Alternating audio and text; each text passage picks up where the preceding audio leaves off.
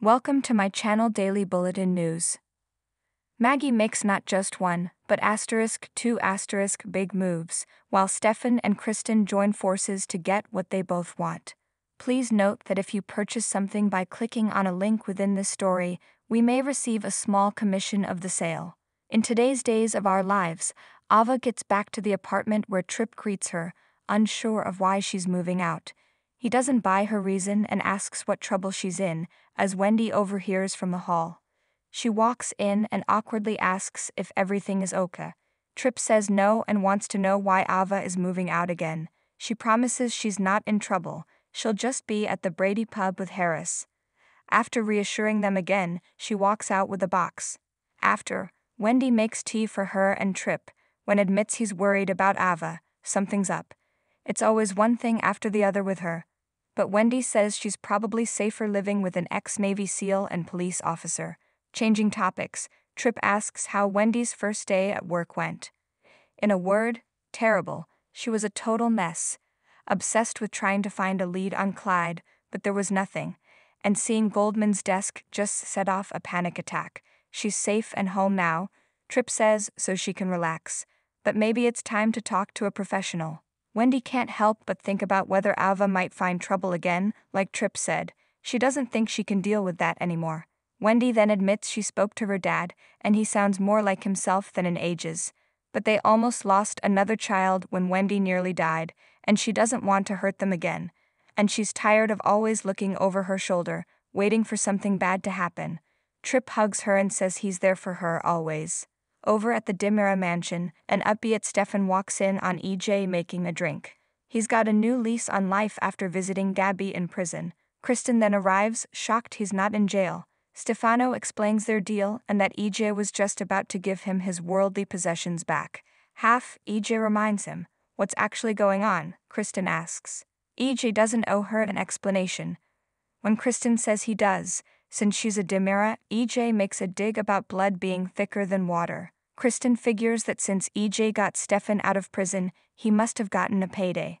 That's when EJ says the PR department is waiting for Stefan's statement of resignation from Dimera and cheerfully bounces out of the room. Left alone, Stefan muses that while he can't be CEO, Kristen can. She's a pardoned felon, unlike him. He's going to help her take her place at Dimera. Kristen admits she wants it bad, but what does he want in return? You help me get Gabby out of prison.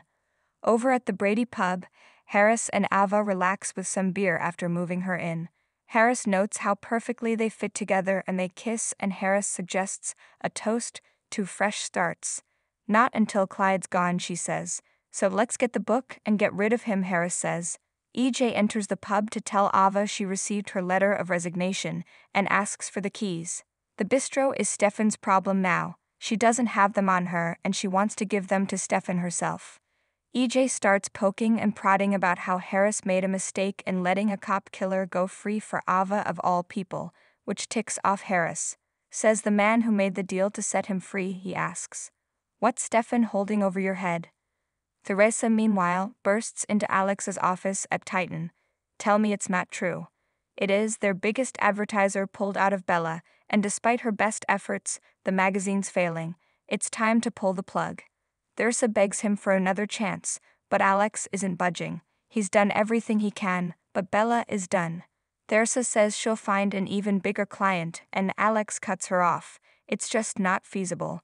Publishing costs more than they make. Teresa tearfully agrees, but when Alex says he'll get her another job, she tells him, "Don't bother. I quit." Why?